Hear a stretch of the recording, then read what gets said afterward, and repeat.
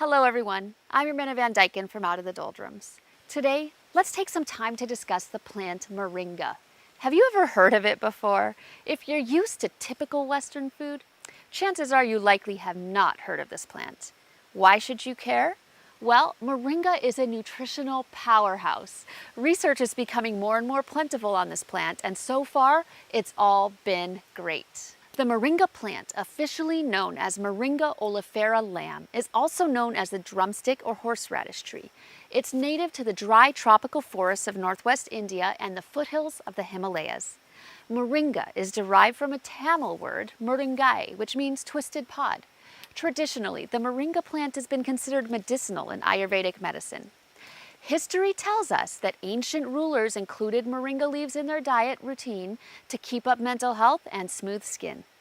Today, moringa is found to grow in tropical and subtropical regions worldwide. It thrives in China, South Asia, India, Arabia, Africa, the Pacific Islands, the Caribbean, and the Philippines. Here in Hawaii, it's everywhere. It grows like a weed. All parts of the moringa tree are edible, and they've been long consumed by humans.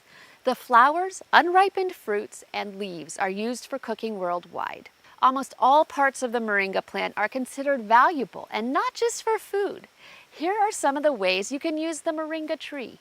Food ingredients, of course, nutraceuticals, medicine, water sanitation, animal forage, cleaning agents, fertilizer, charcoal, machine lubrication oil, gum, pulp, rope, tannin, and biofuel production. Some experts consider moringa the famine food. It's been used to combat malnutrition. The tree is super fast growing. It can grow up to 2 whole meters in the first year, and it's up to 12 meters tall once mature. The tree will grow well in subfertile soil, and the leaves become mature at the end of the dry season, which is when many other sources of food are not available. In addition, the leaves can be eaten fresh, cooked, or stored as a dried powder for many months without refrigeration. Talk about a useful and convenient food source. Different parts of the moringa tree are used in more than 80 countries to supplement mineral and vitamin deficiencies, especially in breastfeeding mothers and young children. People are even calling moringa the new kale. One researcher even claims that moringa is the most powerful nutrient-rich plant yet discovered. Whoa. Why is that? Well, compared to kale, moringa has 2 times the protein, 3 times the calcium, 4 times the iron, and 2.5 times the fiber. Talk about a superfood. It's rare for one single plant to contain that many essential nutrients, and even more rare for these nutrients to be available in high quantities. Moringa checks the boxes on all of that. Let's take a deep dive and look at the phytochemicals present in the moringa plant. I'm gonna lay some science down here. If you're not science inclined, you can skip ahead to this spot in the video. For this, we're gonna have to put our science hats on. Ready, set, let's go. Moringa is rich in glucosinolates, just like the cruciferous vegetables like broccoli. The most abundant glucosinolate in moringa is called glucomoringin. Just like in the cruciferous vegetables, these glucosinolates are quite stable and relatively inert. They have no effect on our body whatsoever. But when we eat said food, the glucosinolates within are enzymatically converted to isothiocyanates with the help of a little enzyme called myrosinase. In the case of moringa, glucomoringin is converted to moringin. Moringin, the isothiocyanate from moringa, is relatively unstable and heat sensitive. But it's this and other isothiocyanates that have been found to have tremendous anti-inflammatory, detoxification, antibiotic, and neuroprotective properties. And get this, moringin is similar and likely more active than the sulforaphane found in broccoli. Let me say that again because it's huge. Moringin is more active than the sulforaphane found in broccoli. If you're wondering what sulforaphane is and you want to learn more about it, check out this video. I made it all about broccoli, broccoli sprouts, and sulforaphane. Just like the isothiocyanate in broccoli, the entire reaction is dependent on one enzyme called myrosinase. Both myrosinase and glucomoringin are stored in the moringa plant, but they're stored in separate compartments. The enzymatic reaction occurs when these little compartments or cell walls are broken down, allowing the 2 compounds to mix and react with each other. Ways of breaking down these cell walls would be chewing, blending, crushing, tearing, cutting, grating. You get the idea. One additional note on myrosinase: it's heat sensitive. Therefore, any cooking of the moringa plant will kill off the myrosinase. Lucky for us though, the glucosinolate portion remains stable. So while eating, we can add some external myrosinase to get the reaction going again. Good sources of this are mustard, daikon radish, and a type of bacterial glucothiosides found in our own microbiome. The isothiocyanates are what is responsible for the harsh, bitter, and horseradishy taste we experience when we consume many of these plants. It's also the same isothiocyanate that seems to be responsible for chemoprevention and other anti-inflammatory effects. So, how exactly does moringin work? It works a lot like sulforaphane. Moringin targets 3 important pathways in our bodies. It's been shown to activate a pathway called NRF2, which in lay terms could be considered the anti-inflammatory and antioxidant pathway. It shuts down another pathway called NF-kappa B, which in lay terms could be considered a pro-inflammatory pathway.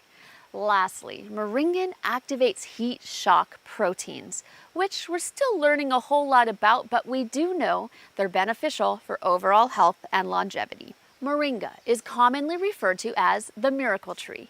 Traditional, folk, and Ayurvedic medicine tout over 300 claims on how moringa can improve or restore your health.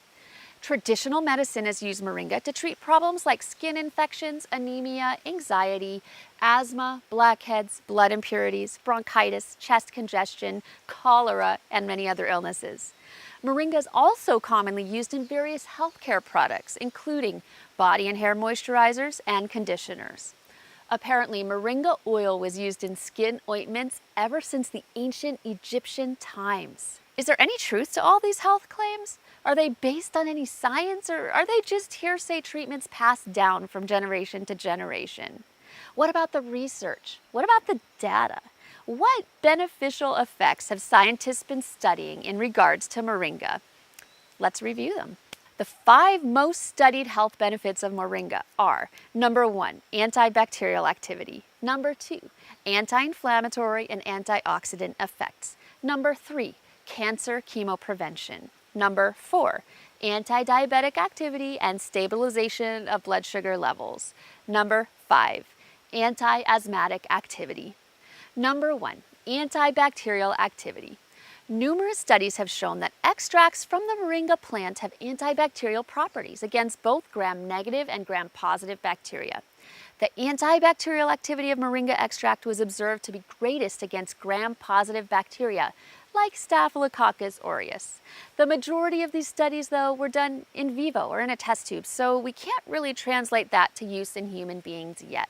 What's more interesting to me in regards to antibacterial activity is that moringa has been found to be effective against a bacteria called Helicobacter pylori, or H. pylori. This bacteria is a major cause of gastritis, gastric and duodenal ulcers, and is a risk factor for developing stomach cancer. The World Health Organization actually classifies H. pylori as a carcinogen. Isothiocyanate compounds from both cruciferous vegetables and moringa have been shown to have antibiotic activity against H. pylori. Also, the concentrations needed to do this were up to 1,000 times lower than those that have been used in the earlier test tube studies against bacteria that I described a minute ago. And more importantly, human studies have been done demonstrating it works in real, live people. Moving on, number 2, anti-inflammatory and antioxidant effects. As research progresses, inflammation is being pinpointed as the root cause of many chronic diseases. Moringa appears to have anti-inflammatory effects thanks to its rich isothiocyanate content. One study done in 2014 demonstrated changes in antioxidant profile by measuring biomarkers of 30 postmenopausal women who supplemented with 7 grams of moringa leaf powder daily for 3 months. Researchers found an improvement in their inflammatory biomarkers. Number 3, cancer chemoprevention. Scientists have recently found that moringa is a potent inhibitor of Epstein-Barr activated Burkitt's lymphoma cells. Of course, again, it's in a test tube and we don't know the effects on real human people though.